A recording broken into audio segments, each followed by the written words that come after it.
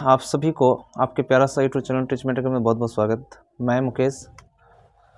मैं आज आप लोगों के लिए वास्तविक संख्या से काफ़ी वीवीआई क्वेश्चन मैंने अलग किया है, जो कि 18 तारीख का जो मैथ का एग्ज़ाम है उसमें ये सब प्रश्न पूछने की 100% संभावना है। तो आप लोग इस वीडियो को शुरू से अंत तक देख करके और प्रश्न को सीखें कि किस तरह से जो है इसे हल किया जाता है और इससे आप लाभ उठाएं।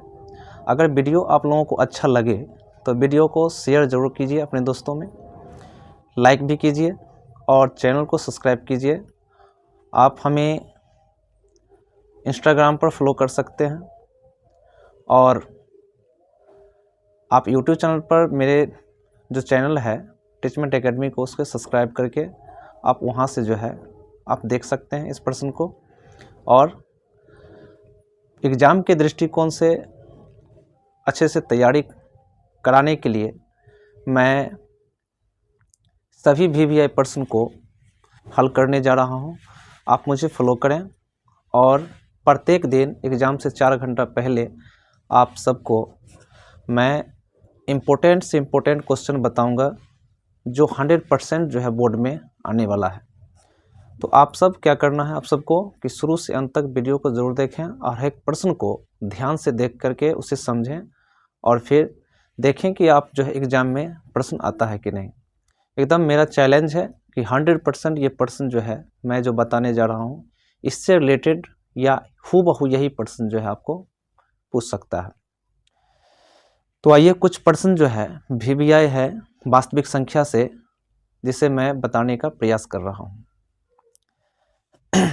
क्वेश्चन यहाँ पर जो है निम्नलिखित में कहता है कि कौन सी सबसे छोटी प्राकृत संख्या है। कहता है निम्नलिखित में से कौन सी सबसे छोटी प्राकृत संख्या है। तो सबसे छोटी प्राकृत संख्या, मेरे प्यारे बच्चों, सबसे छोटी प्राकृत संख्या जो होता है, सबसे पहले तो प्राकृत संख्या होता क्या है। तो बचपन से ही हम लोग इसको पढ़ते आए हैं कि गिनती की संख्या को प्राकृत संख्या कहते हैं। और गिनती हम लोग कहाँ से गिनते हैं? गिनती हम लोग 1 से गिनते हैं, है ना। तो 1 से जब चालू होता है तो सबसे छोटी संख्या 1 हुआ और सबसे बड़ी अनंत होता है जिसका कोई परिभाषा नहीं है। तो यहाँ पे पहला ऑप्शन जो है 0 है, जो कि गलत है। माइनस में है, ऋणात्मक नहीं हो सकता है। सबसे छोटी संख्या 1 है, जो कि हमारा आंसर जो है ये करेक्ट है। काफ़ी ज़्यादा इम्पोर्टेंट क्वेश्चन मैं बता रहा हूँ, कई बार इसे बोर्ड में पूछा जा चुका है, तो इस बार भी काफ़ी संभावना है इस तरह के क्वेश्चन को पूछने का।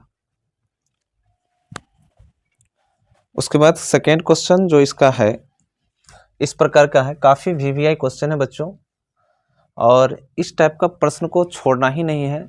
इस प्रकार का जितना भी प्रश्न आएगा, देखिए वास्तविक संख्या से अक्सर क्वेश्चन जो है पूछा जाता है कि कौन सा परिमेय संख्या है, कौन अपरिमेय संख्या है, ठीक है, कौन सा प्राकृत संख्या है, छोटी प्राकृत संख्या, कौन सा भाज्य है, कौन अभाज्य है, ठीक है।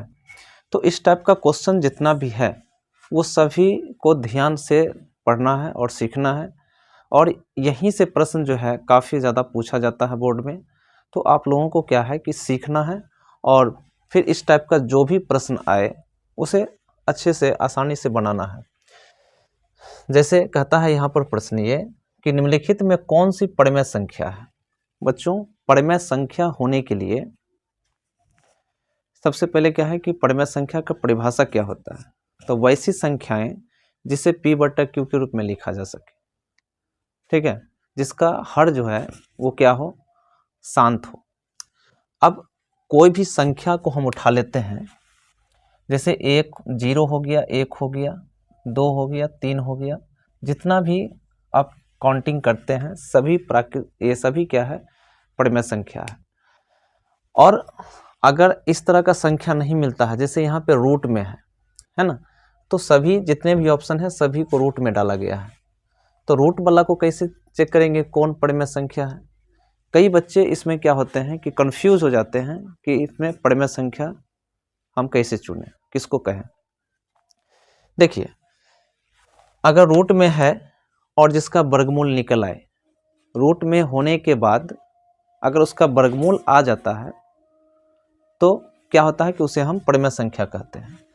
अब यहाँ देखिए रूट 5 का कोई वर्ग नहीं है, रूट 5 तो एक अपरिमेय संख्या है। अब सिद्ध भी कर चुके हैं, 3.1 है एक्सरसाइज आपका, उसमें आप सिद्ध भी कर चुके हैं कि ये अपरिमेय है। 1/√2 ये भी अपरिमेय है। √3 + √3 2√3 ये भी अपरिमेय है। तो हमारा क्या बचता है, ऑप्शन ए बचता है। आप इस तरह से भी प्रश्न को बना सकते हैं। अब जैसे 25 है तो 25 का वर्गमूल क्या होता है, 5 होता है। 5 × 25 तो रूट से बाहर आ गया, इसलिए क्या है ये एक परिमेय संख्या हो जाता है। तो आप इस तरह से जो है आप प्रश्न को बना सकते हैं, आप हल कर सकते हैं कॉन्फिडेंट के साथ। हर एक प्रश्न में कॉन्फिडेंट होना चाहिए, हर एक प्रश्न में। मैं चाहता हूं कि आप सब जो है 18 तारीख की परीक्षा की तैयारी जो है जोर शोर से करें, क्योंकि मैथ है, मैथ में किसी भी प्रकार का कोई चोरी नहीं चलता है। ये अपना सब्जेक्ट है, अब बनाने का सब्जेक्ट है, इसलिए करके इसमें बहुत कम चांस होता है जिसमें चोरी चल सके। तो जो बच्चा जितना अधिक से अधिक तैयारी, जितना अधिक से अधिक इसे पढ़े, अगर मैथ का तैयारी कर रहे हैं, रिवीजन कर रहे हैं, तो वो उतना अच्छा उनका परीक्षा जाता है, वो अच्छा से कॉपी लिख पाते हैं। नहीं तो अगर हम इसे अभी भी स्टडी नहीं करें तो फिर क्या होता है कि हमारा जो परीक्षा है, एग्ज़ाम है, वो कमज़ोर हो जाता है, हम बना नहीं पाते हैं। तो इसलिए रिवीजन करें। और इस प्रकार के प्रश्न को जानने के लिए VVI और मोस्ट VVI जानने के लिए आप एग्ज़ाम से 4 घंटा पहले हमें फॉलो कर सकते हैं। मैं आप लोगों को तहे दिल से वहाँ पर जो है, यानी कि जितना हमसे हो पाए मैं आप लोगों के लिए प्रश्न जो है, इम्पोर्टेंट क्वेश्चन प्रोवाइड करा सकूं। तो आप जो है मेरे इस चैनल को ज़रूर से ज़रूर जो है सब्सक्राइब कर लें, और जो है हमें यूट्यूब पर, इंस्टाग्राम पर, उसका टेलीग्राम पर, आप सभी जगह हमें फॉलो कर सकते हैं।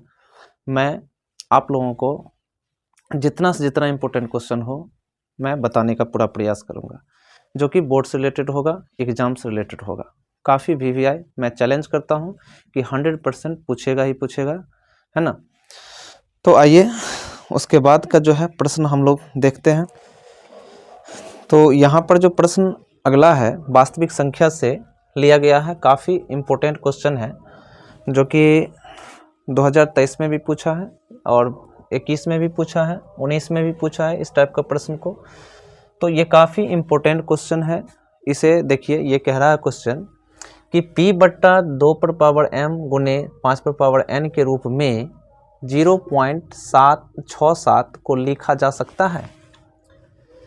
तो 0.67 को हमें इस रूप में कहता है कि लिखा जा सकता है। तो हाँ, बिल्कुल लिखा जा सकता है।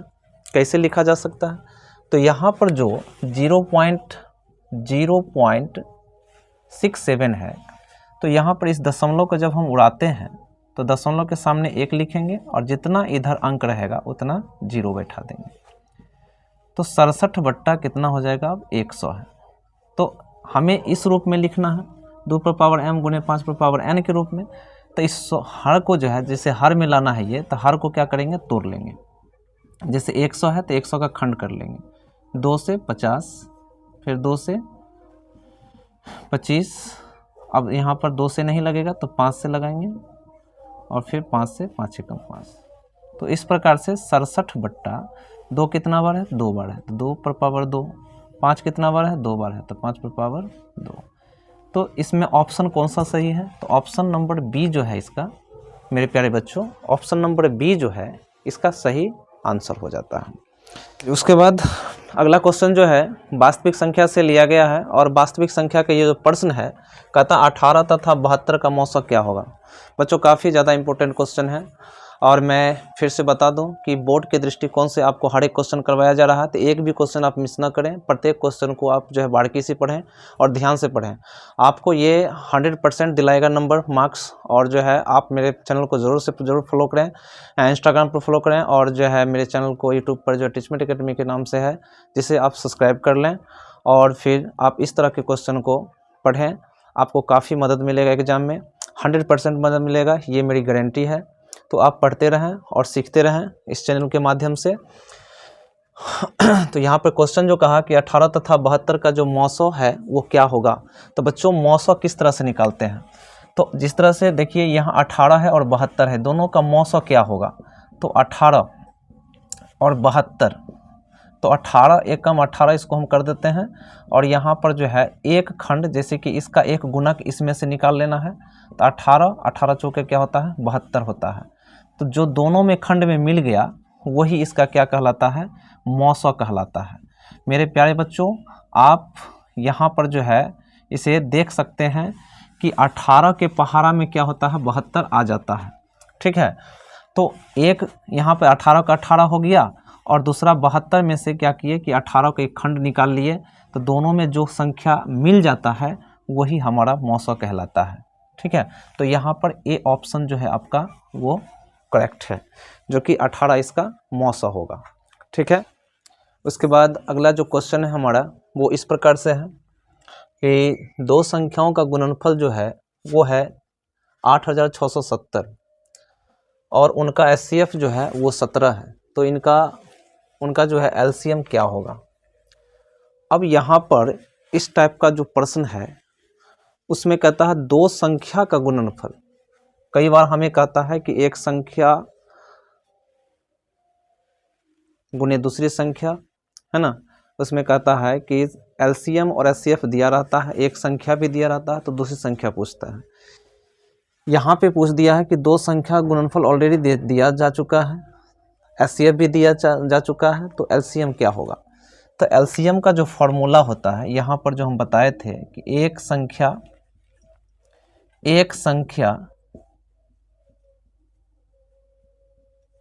गुने दूसरी संख्या बराबर एचसीएफ गुने एलसीएम, ये हमारा फॉर्मूला है। इस टाइप का जो भी इस से रिलेटेड प्रश्न पूछेगा, जो भी प्रश्न अगर ये रिलेटेड है, अगर दिया हुआ एचसीएफ और एलसीएम से रिलेटेड, तो आप इस फॉर्मूला को एकदम याद कर लें, क्योंकि इसी फॉर्मूला पर इस टाइप का सवाल जितना भी होगा वो सभी बनेगा। तो दो संख्या में जैसे कि एक संख्या गुने दूसरी संख्या, तो दो संख्या यहाँ दिया हुआ है, तो दो संख्या का गुणनफल ऑलरेडी दिया हुआ है, इसमें से एचसीएफ भी दिया हुआ है कि नहीं। अब एचसीएफ दिया हुआ है तो इसमें हमें निकालना क्या है, हमें निकालना है एलसीएम। एलसीएम हमें निकालना है। तो एक संख्या और दूसरी संख्या दोनों दिया हुआ, तो कि दो संख्या गुणनफल, तो यहाँ बैठा देंगे 86 70। एचसीएफ दिया हुआ है कितना 17। एलसीएम हम लोगों को क्या करना है, निकाल लेना है। अब एलसीएम निकालने के लिए यहाँ गुना में 17 है, तो ये इधर आके भाग लग जाएगा, 17 से भाग लग जाएगा और इधर लिख देंगे एलसीएम। तो इस प्रकार से जो है हम इसको क्या करेंगे, काट लेंगे। 17 पचे 85, एक इसको दिया 17, 17 एकम 17 0। तो यहाँ पर जो है एलसीएम जो हमारा निकल के आ जाता है वो 510 निकल के आ जाता है। ऑप्शन में हमारा 510 जहाँ होगा वही डी ऑप्शन हमारा सही है, 510। तो इस प्रकार जितने भी वीवीआई क्वेश्चन है वास्तविक संख्या से, आप बस वीडियो में बने रहें और अंत तक ज़रूर वीडियो को देखें। रिक्वेस्ट है कि वीडियो को अंत तक देख करके आप इस वीडियो से काफ़ी ज़्यादा लाभ प्राप्त करें और एग्ज़ाम को आसान कर लें। ये आपका जो नेक्स्ट प्रश्न है वास्तविक संख्या से, जो कि कह रहा है कि 8 पर पावर 0 इंटू 2 पर पावर 0 किसके बराबर होगा। मेरे प्यारे बच्चों, आप जो है किसी भी मतलब क्वेश्चन को बनाने से पहले उसे समझने का प्रयास करें कि क्या होगा, कैसे होगा। अगर आप एक बार पढ़ लेते हैं इस सवाल को, तो इस टाइप का जितना भी प्रश्न रहेगा, जितना भी आएगा, आप आसानी से कर लेंगे। तो आपको कहीं जाने की ज़रूरत नहीं है। आप जो है मेरे चैनल के माध्यम से इस प्रकार के प्रश्न को हल कर सकते हैं, देख सकते हैं, समझ सकते हैं और बोर्ड में आए इस टाइप का प्रश्न को आसानी से हल भी कर सकते हैं। तो कहीं जाने की ज़रूरत नहीं है, आप इस चैनल को फॉलो करते रहें और पढ़ते रहें, और इस प्रकार का जितने भी क्वेश्चन आए या जो भी वीवीआई क्वेश्चन है मैं आप लोगों को अपने जितना भी हमसे प्रयास हो सके मैं पूरा प्रयास करूंगा आप लोगों को समझाने का। तो आप लोग जो है इस वीडियो में बने रहें और वास्तविक संख्या से रिलेटेड जितना भी प्रश्न है सभी VVI प्रश्न है, पूछने योग्य प्रश्न है, उसको आप बताते रहें। 100% चांस है ये सब प्रश्न बोर्ड में आएगा ही आएगा। कहीं बाहर से क्वेश्चन नहीं आने वाला है, कहीं से प्रश्न नहीं, जो जो बताया जा रहा है प्रश्न वहीं से आएगा, एक भी बाहर से क्वेश्चन नहीं आने वाला है। बस आप लोग इसको देखते रहें और समझते रहें। तो किसी भी संख्या पर पावर जो 0 होता है मेरे प्यारे बच्चों, किसी भी संख्या पर पावर जो 0 होता है ना वो 1 के बराबर होता है। मेरे प्यारे बच्चों एक बार फिर से समझ लीजिए, किसी भी संख्या के पावर में अगर 0 हो तो उसका जो मान है, उसका जो वैल्यू है वो 1 के बराबर होता है। ठीक है, अब यहाँ पे 8 पर पावर 0 है और इंटू 2 पर पावर 0 है, तो 8 पर पावर 0 1 और इंटू 2 पर पावर 0 1, 1 का जब हम मल्टीप्लाई करते हैं तो 1 के बराबर होता है। तो इस तरह से हमारा जो ऑप्शन बी है वो करेक्ट है, सही है।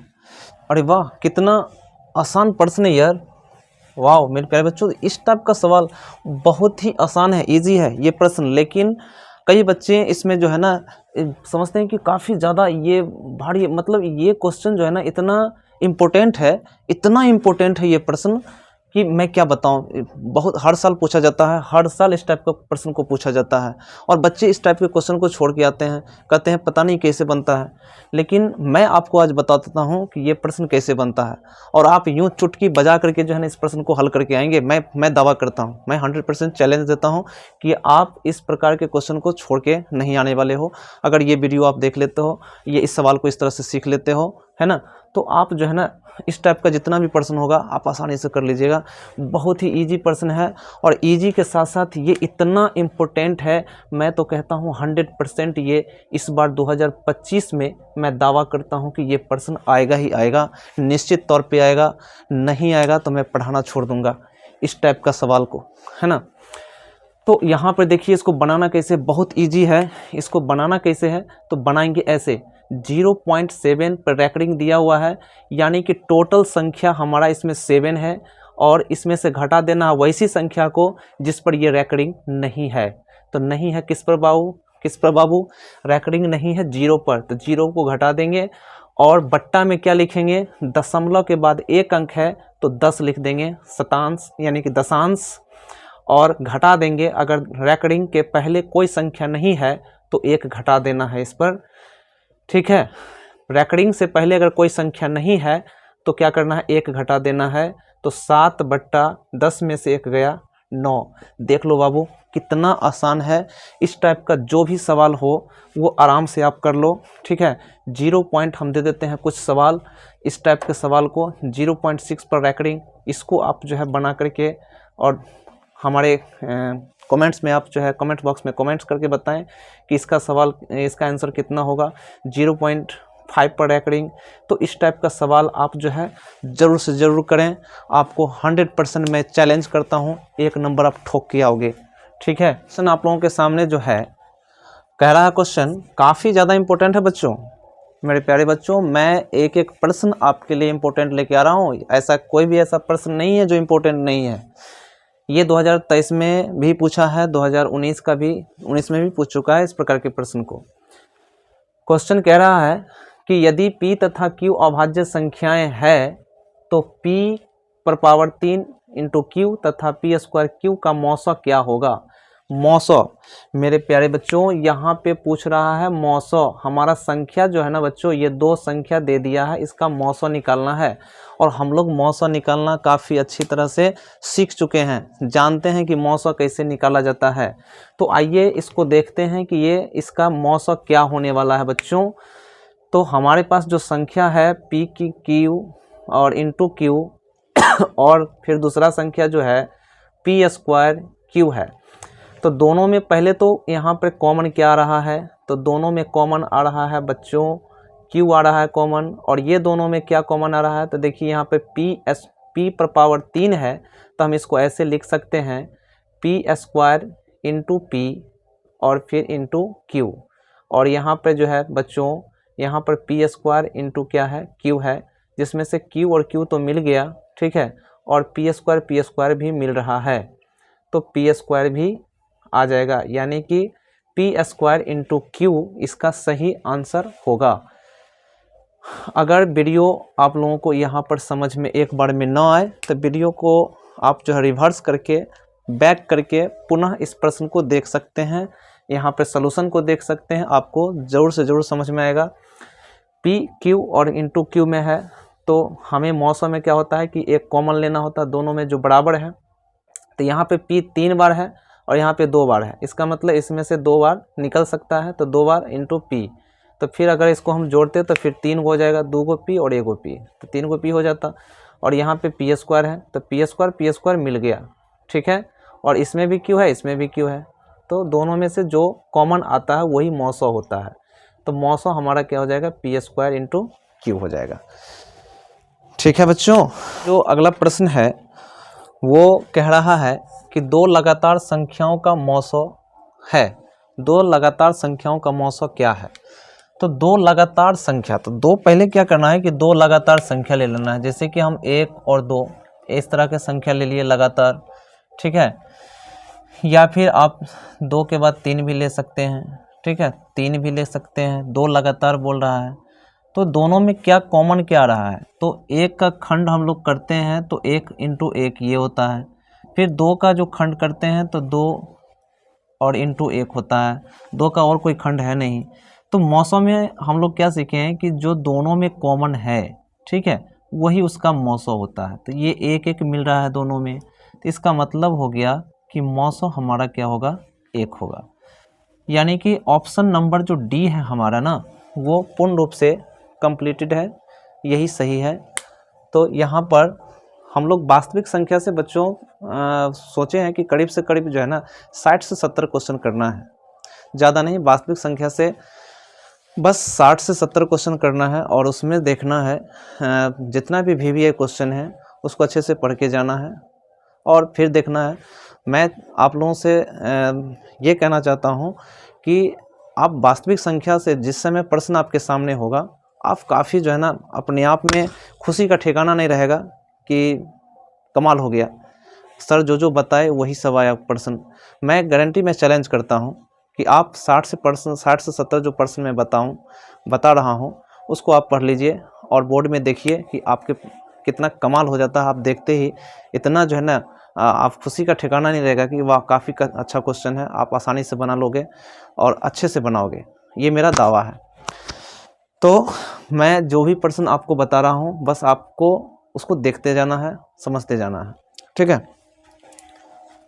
चलिए मेरे प्यारे बच्चों, आपके लिए जो नेक्स्ट क्वेश्चन है वो है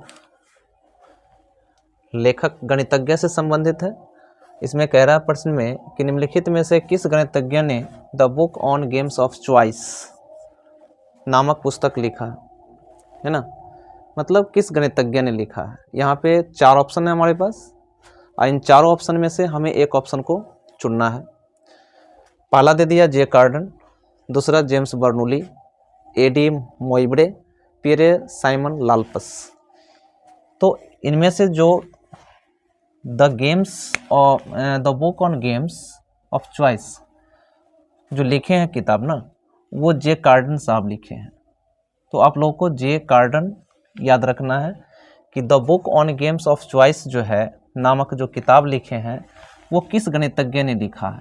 तो आप लोगों को याद रखना है जे कार्डन। क्या याद रखना है, जे कार्डन।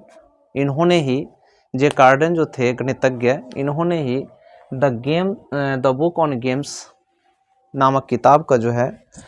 चलिए अब जो नेक्स्ट क्वेश्चन आप लोगों के लिए है वो है, यदि a बराबर 2/3 गुने 3 गुने 5 और b का जो b बराबर है वो 2/4 गुने 5 गुने 7, तब कहता है लॉसो a, b होगा। मतलब a और b का लॉसो क्या होगा। यहाँ क्या लिखा, लॉसो किसका पूछ रहा है बाबू, a और b का। तो a का वैल्यू कितना दिया हुआ है, ये a का वैल्यू दिया हुआ है और ये b का वैल्यू दिया हुआ है। तो ए बी का लॉसो पूछ रहा है, मतलब इसमें से हमें लॉसो निकालना है। तो कैसे निकालना है लॉसो? निकालना है तो किस तरह से निकालना है? तो आइए इस प्रश्न को जानते हैं, समझते हैं, बनाते हैं और फिर देखते हैं कि इन चारों में से क्या ऑप्शन इसका सही होता है। पहला ऑप्शन 40 है, दूसरा ऑप्शन 560 है, तीसरा ऑप्शन 1120 है और चौथा ऑप्शन इसका जो है 1680 है। तो आइए जानते हैं। ए का जिस तरह से ए दे दिया है 2 पर पावर 3 गुणे 3 गुणे 5 और बी दे दिया है 2 पर पावर 4 गुणे 5 गुणे 7। बच्चों हम लोग जो एलसीएम निकालते हैं ना, वो किस तरह से निकालते हैं? जैसे दोनों में देख रहे हैं 2 मिल रहा है, लेकिन सबसे ज़्यादा किस में है? तो सबसे ज़्यादा वाला लेते हैं। जैसे इसमें 2 पर पावर 3 ही है और इसमें 2 पर पावर 4 है, तो 2 पर पावर 4 वाला ले लेंगे। उसके बाद यहाँ 5 5 मिल रहा है, सिंगल है, तो ये ले लेंगे। ठीक है, बराबर रहेगा तो कोई एक ही लेना है। इसमें 3 नहीं है, इसमें 3 है, इसमें 3 नहीं है, ये भी ले लेंगे। इसमें भी 7 है, तो बाकी जो बच गया वो भी ले लेना है। जो मिल रहा हो तो लेंगे ही, और मिल रहा तो उसमें देखना संख्या किसका ज़्यादा है, संख्या ज़्यादा वाला लेना है। जैसे 2 में देखो, 2 में 3 है और 2 पर पावर 4 है, तो 4 वाला ले लिए। फिर यहाँ 5 5 मिल रहा था, तो दोनों पे बराबर ही संख्या, तो एक ले लिए। ठीक है, उसके बाद जो बच गया संख्या उसको भी ले लेना है एलसीएम में। तो 2 पर पावर 4 यानी कि 2 गुणे 2 गुणे 2 गुणे 2 गुणे 5 गुणे 3 गुणे 7, सबको अब गुना कर देंगे। 2 दूनी 4 दूनी 8 दूनी 16 16 85 80 तिया 8 त्रिक 24 240 और 240 को 7 से गुना कर देंगे। 0 7 चौक 28 और 7 दूनी 14 2 16। तो हमारा ऑप्शन बच्चों इसमें से कौन सा है? तो ऑप्शन नंबर डी जो है हमारा सही है आंसर। डी इसका करेक्ट आंसर होगा।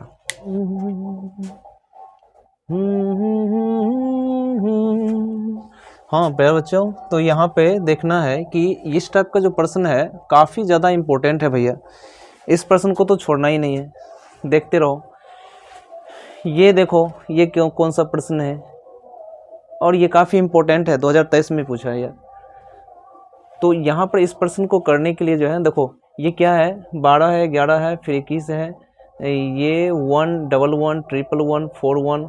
ओ यहाँ पे जो है ना, ये जो है इसको बोलते हैं अनावर्ती बोलते हैं इसको देखो यहाँ पे, ये फर्स्ट में 1, फिर 1 1, फिर ट्रिपल हो गया, फिर इसका मतलब ये जो है ना 2 2 स्थिर है और यहाँ पे 1 जो है ना बाबू बढ़ते जा रहा है, फिर 2 आएगा, फिर इस तरह से 1 बढ़ते जाएगा। ये अनावर्ती हो गया है ना। अनावर्ती में क्या होता है ना कि जो संख्या, एक होता आवर्ती, एक होता अनावर्ती। तो आवृत्ति में संख्या, कोई भी संख्या जैसे 1 से लेकर के 5 तक बढ़ता है, 1 से लेकर अगर 5 तक बढ़ता है तो पुनः वो 1 से चालू हो जाता है, 1 2 3 4 5 इस तरह से जो बढ़ते जाता है ना, तो इसको आवृत्ति कहते हैं। लेकिन ये अनावृत्ति संख्या है। तो अनावृत्ति हमेशा देखो, आवृत्ति जो होता है ना बाबू, आवृत्ति परिमेय संख्या होता है, याद रखना, आवृत्ति परिमेय संख्या होता है। लेकिन अनावर्ती संख्या जो इस टाइप का होगा, ये जो डॉट डॉट मारा रहता है, ठीक है, तो डॉट डॉट जो मारा रहता है तो ये अनावर्ती है, और अनावर्ती क्या कहलाता है, अपरिमेय संख्या कहलाता है बाबू। तो ये क्वेश्चन बहुत ही अपने आप में बोर्ड के दृष्टिकोण से कह लो, ये बहुत ही इम्पोर्टेंट है। मैं तो कहता हूँ इसे देख लो, इस टाइप का जो भी प्रश्न आता है ये अनावर्ती है। बस देख लेना है कि इसमें एक संख्या बढ़ेगा और दूसरा संख्या जो इसका होगा वो स्थिर रहेगा। तो इस टाइप का जो भी सवाल आएगा ना, जो भी प्रश्न आएगा वो अपरिमेय हो जाएगा। लेकिन जब आवृत्ति हो, जैसे कि कोई भी संख्या मतलब एक लिमिट, एक जैसे लिमिटेशन होता है वहाँ तक बढ़ेगा और फिर पुनः वहाँ से फिर से ये रिपीट करेगा, दोहराएगा। जैसे 1 से लेके यहाँ तक 5 तक बढ़ा, फिर 1 से चालू होगा, फिर 5 तक, फिर 1 से चालू होगा, फिर 5 तक। तो इसको कहते हैं आवृत्ति संख्या कहते हैं, और आवृत्ति संख्या हमारा होता है परिमेय। दैट्स ऑल, आप लोग समझ। तो बच्चों आपके सामने जो एक नया प्रश्न है उसको देखते हैं। ये वास्तविक संख्या से रिलेटेड करता है। तो यहाँ पर जो है ना बच्चों, ए का वैल्यू दे चुका है, बी का वैल्यू दे चुका है, सी का वैल्यू दे चुका है। तो कहता है ए बी सी, जो ए बी सी है उसका एलसीएम भी दे रखा है। तो पूछता है एन का मान क्या होगा। ठीक है, यहाँ पे ए का जो मान है 2 पर पावर 3 गुणे 3, b का मान 2 गुणे 3, c का मान 3 पर पावर n गुणे 5।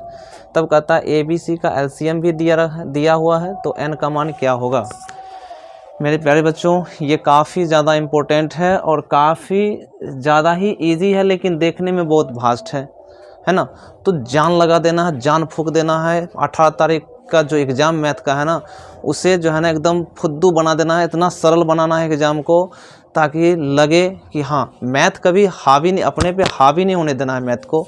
मैथ कभी भी जो है ना, किसी चीज़ को अगर हम ये समझ लेते हैं ना कि काफ़ी ज़्यादा, जैसे मैथ अक्सर बच्चे को लगता है काफ़ी हार्ड है, तो उसे समझ लेते हैं ना हार्ड है, इसलिए वो हार्ड हो जाता है। लेकिन समझ लेंगे ना कि वो सरल है, तो सरल है तो भाई सरल है। सरल तरह से काम किसी का अगर कोई काम करते हैं ना कि आसान है तो हो जाता है, लेकिन उसी काम को अगर हम कठिन बना देते हैं ना, कहते हैं बहुत कठिन है, ये हमसे नहीं हो पाएगा, तो फिर वो नहीं हो पाता है। ठीक है, तो मैथ सरल है, बशर्ते है थोड़ा सा इसमें कि पढ़ना पड़ता है, थोड़ा सा मेहनत करना पड़ता है, तो मेहनत से आसान हो जाता है।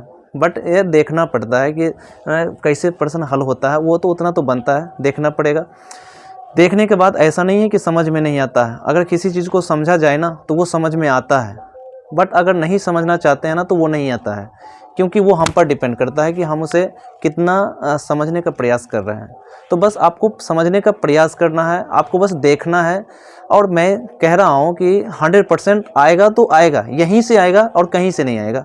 वास्तविक संख्या से मैंने जो उठाया है वहीं से आएगा, इसी से रिलेटेड करेगा, रिलेट होगा, हूबहू आ सकता है, टकरा सकता है, लेकिन आएगा 100%। तो आपको बस देखना है, मेहनत करते रहो, फल तो मिलेगा ही मिलेगा। और एग्ज़ाम इतना आसान होगा तो फिर कहोगे कि कमेंट जरूर करना कि सर आपने तो कमाल कर दिया, बोर्ड में आया ही आया, 100% आया क्वेश्चन। तो मैं कह रहा हूँ आप लोग इसे पढ़ते रहें, इतना पढ़ें कि आपका बोर्ड जो 18 तारीख का जो एग्ज़ाम मैथ का है ना, मैं चैलेंज करता हूँ आप धो डालोगे, वहाँ पे मैथ का गर्दा उड़ा के आओगे, ये चैलेंज है मेरा। तो चलिए इस प्रश्न को देख लेते हैं। ये प्रश्न जो है ए बी सी तीनों का एलसीएम भी दे रखा है, तो एलसीएम हम यहाँ पे लिखेंगे ऐसे, ए बी सी का एलसीएम क्या हो जाएगा। तो यहाँ से देख रहे हैं, तीनों में देखना है, तीनों में, इसमें और इसमें। देखिए इसमें 2 और 2 मिल रहा है ना, तो सबसे ज़्यादा किस में है, सबसे ज़्यादा वाला उठाना है, तो सबसे ज़्यादा 2 पर पावर 3 है। ठीक है, उसके बाद देख लेते हैं 3 में, 3 और यहाँ 3 पर पावर n है, तो यानी कि इसको ज़्यादा माना जाता है, तो 3 पर पावर n वाला ले लेंगे। ठीक है, और उसके बाद देख लेना है बच गया क्या, तो 5 बच गया, तो 5 उठा लेना है। ठीक है, कोई दिक्कत नहीं। एलसीएम में क्या होता है ना कि बाबू जो संख्या मिल रहा है ना उसमें सबसे ज़्यादा वाला लेना है। जैसे 2 मिल रहा है ना, तो 2 में सबसे ज़्यादा वाला उठा लिए। 3 में देख लो, तीनों में जो है 3 पर पावर n है, तो इसको ज़्यादा माना जाएगा, पावर घातांक है। और 5 फिर ये दोनों में नहीं है, इसमें है, तो 5 भी ले लेंगे। एलसीएम दे रखा है, तो एलसीएम के जगह पर हम बैठा देंगे 2 पर पावर 3 गुणे 3 पर पावर 2 गुणे 5 बराबर 2 पर पावर 3 गुणे 3 पर पावर n गुणे 5। अब यहाँ जो कटता है उसको काट दो बाबू, ये कट गया, बराबर में रहेगा तो कट सकता है, कोई दिक्कत नहीं है। 5 से 5 कट गया और 3 से 3 भी कट गया, तो n का वैल्यू क्या आ जाता है बाबू, n का वैल्यू 2 आ जाता है। अब आंसर मिला लें, यहाँ पे सी नंबर इसका करेक्ट आंसर हो जाता है। दैट्स ऑल, बहुत आसान क्वेश्चन है, इसी तरह से क्वेश्चन को करना है, बट दिमाग पे नहीं लेना है कि भाई ये बहुत हार्ड है, ये हमसे नहीं हो पाएगा, दिमाग पे नहीं लेना है, बहुत इजी है, मैथ बहुत आसान है। चलिए बच्चों देखिए, अब ये जो नेक्स्ट क्वेश्चन है आप लोगों के सामने, वो है 2 परमेय संख्याओं के बीच अधिकतम कितनी परमेय संख्याएं हो सकती है। 2 परमेय संख्या के बीच में अधिकतम कितनी परमेय संख्या हो सकती है, या ऐसे पूछ सकता है कि 2 अपरमेय संख्याओं के बीच कितनी अपरमेय संख्या होती है। तो इन सब का एक ही आंसर है, वो है अनंत, है ना, घबराने की बात नहीं है। ये सब प्रश्न एकदम इजी है, बहुत इजी है, बशर्ते आप लोगों को बस दिमाग में रखना है कि 2 परमेय संख्याओं के बीच में कितनी परमेय संख्या है, तो अनंत। 2 अपरमेय संख्याओं के बीच में कितनी अपरमेय संख्या है, तो अनंत। ठीक है, तो अनंत ही इसका आंसर होगा और बाकी कोई दूसरा नहीं हो सकता है।